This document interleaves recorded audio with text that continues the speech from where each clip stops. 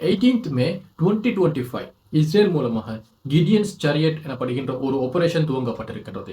இந்த ஆபரேஷன் என்னவென்று சொன்னால் ஃபைனல் டிசிசிவ் ஆபரேஷன் இன் ஃபோர்ஸ்ஃபுல் அட்டாக், மிகவும் கடினமாக தாக்குதல்களை மேற்கொண்டு கடைசி முடிவை எடுக்கின்ற ஒரு ஆபரேஷன்.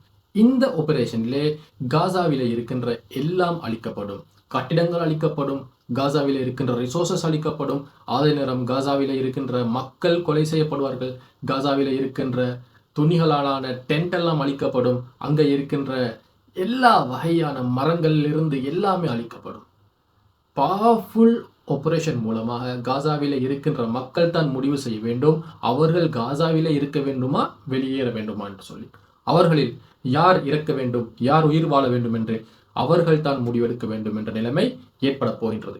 இந்த ஆபரேஷன் ஆரம்பிப்பதற்கு முன்பு அமெரிக்க ஜனாதிபதி டொனால்ட் ட்ரம்ப் கூறினார், காசாவிலே இருக்கின்ற 1 மில்லியன் பீப்புளை லிபியாவுக்கு இடம் மாற்றுவதாக. நண்பர்களே, ஆல்ரெடி லிபியாவின் நிலை படுமோசமாக இருக்கின்றது.